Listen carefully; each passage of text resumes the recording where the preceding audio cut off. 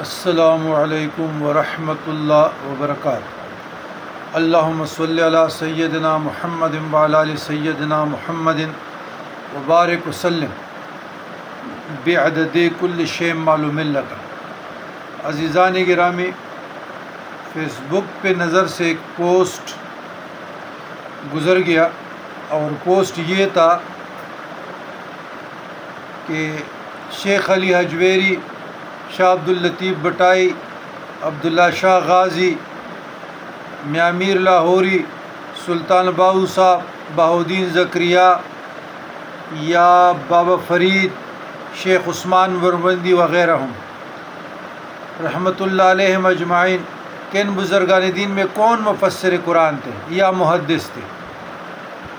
یہ منکرین صوفیاء و منکرین اولیاء کا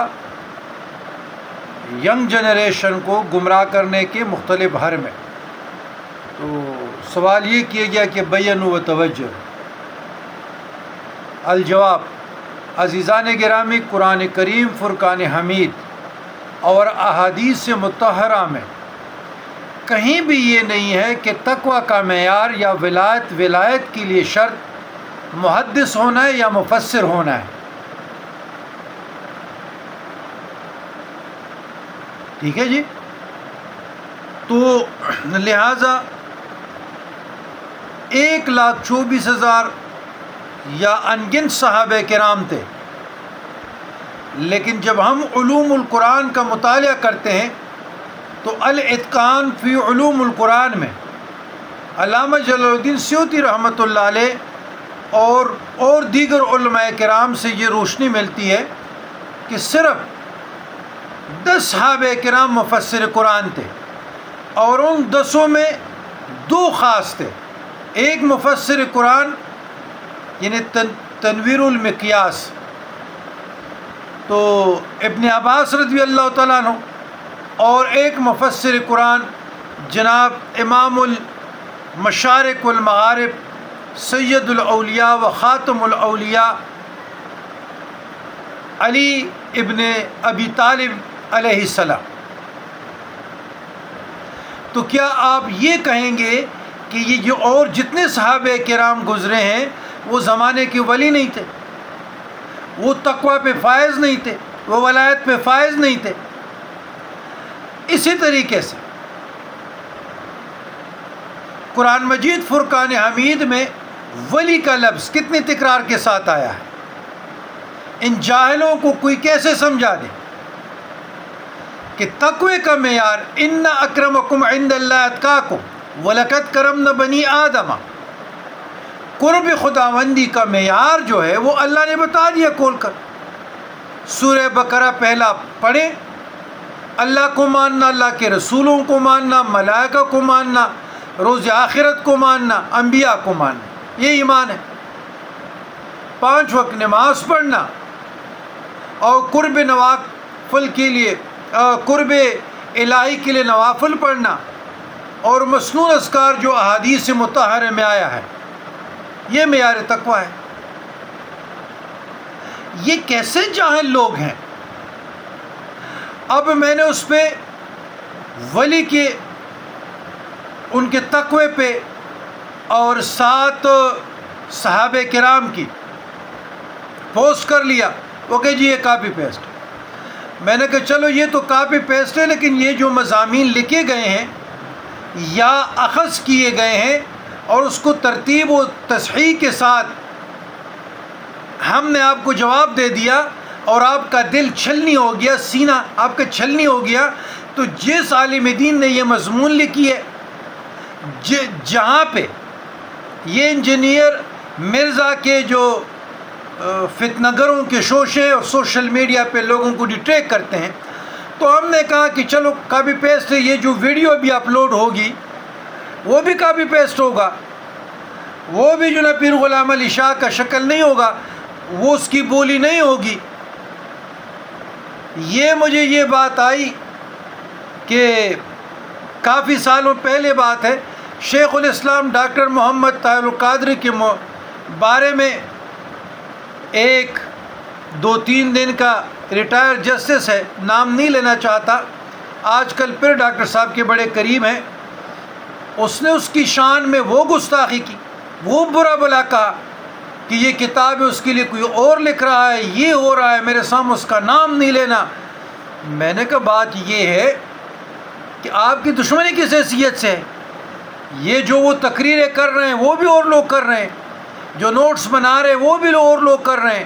آج وہی صاحب ڈاکٹر صاحب کے بڑے قریب ہیں اور گھنٹوں گھنٹوں سے انٹرویو لیتے ہیں۔ تو بات یہ ہے کہ معیار تقویٰ یہ نہیں ہے۔ قرآن مجید فرقان حمید میں احادیث مطہرہ کی روشنی میں ولایت کا یہ معیار ہی نہیں ہے، تقویٰ کا یہ معیار ہی نہیں ہے، ایمان کا یہ معیار ہی نہیں ہے، تو آپ کیسے کہہ سکتے ہیں کہ فلانا مفسر قرآن نہیں ہے، محدث نہیں ہے، وہ قرب الہی نہیں پا سکتا؟ تو انشاءاللہ تعالی ہم نے فیس بک پر بھی ڈیٹیل کے ساتھ مضمون بھی شیئر کی ہے اور ویڈیو بھی شیئر ہو جائے گی، اپلوڈ ہو جائے گی۔ تو لہٰذا ایسے لوگوں کی عقیدوں کی حفاظت کریں، ایسے لوگوں کی سرکوبی کے لیے علماء سے، مشائخ سے، یا وہ لوگ جو اسلام کے قریب ہو، قرآن، حدیث اور فقہ کو تھوڑا بہت بھی جانتا ہو، تو اس سے مشورہ کر کے ان کو جواب دی جائے، ویسے زبانی کلامی نہ دے۔ تو انشاءاللہ تعالی یہ جہاد جاری رہے گا اصلاح نفس، اصلاح معاشرے کے لیے، اور سوشل میڈیا پہ سوائے ان منکرین کے علاوہ جو منکرین حدیث ہے اس فتنے کو بھی کچلنے کی ضرورت ہے۔ اور پھر قادیانی حضرات اس لباس میں بہت آئے ہیں، ان کو بڑی تکلیف ہوتی ہے، سوشل میڈیا میں یہ برمار ہے۔ اب کل کی بات ہے کہ ایک محترمہ ہے، بڑی اچھی خاتون ہے، میرے ساتھ ایڈ بھی ہیں، ہمارے فرینڈ شپ میں بھی ہیں، بہت اچھی خاتون ہے۔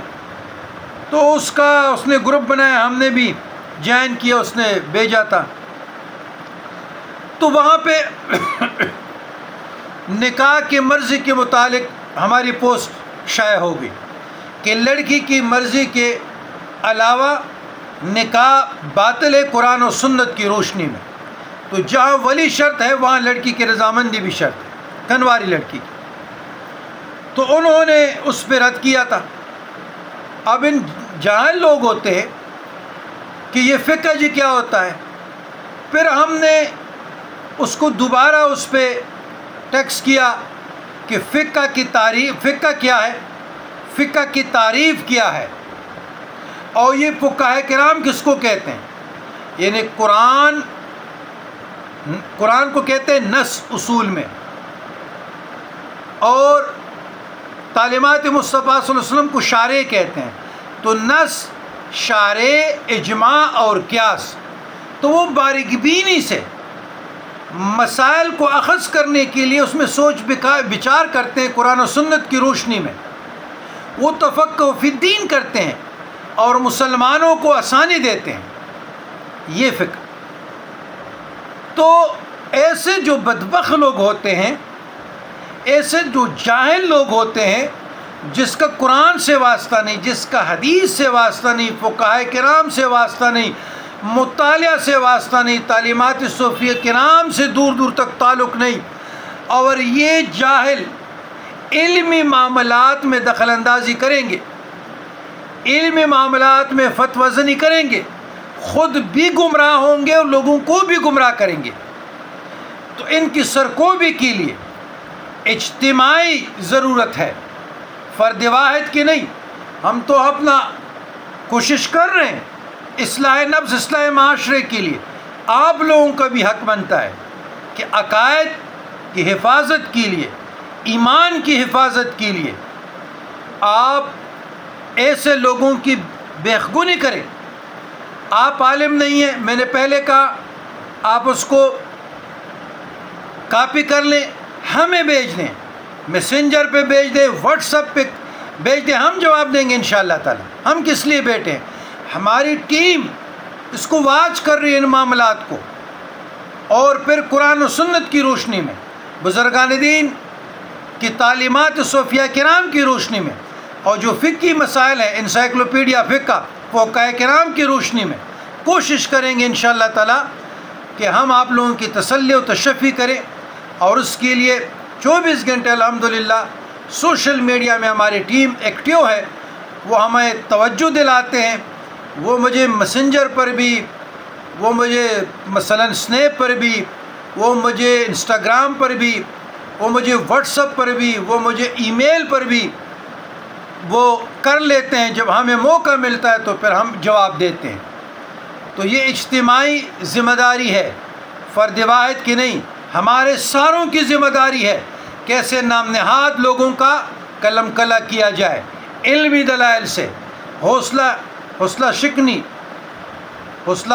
نہ ہو، استقامت کے پہاڑ بن جائے، حوصلہ افزائی کے پہاڑ بن جائے، اور بجائے ادھر ادھر کے فضول پوسٹوں کے تو دین کے لیے کام کرے، قرآن کے لیے کام کرے، حدیث کے لیے صوفیہ کرام کے لیے کار کرے، اور اصلاح نفس اصلاح معاشرہ کے لیے کام، سوشل ورک کے لیے کام کرے.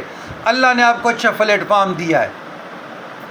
ربنا ظلمنا انفسنا وان لم تغفر لنا وترحمنا لنكونن من الخاسرین.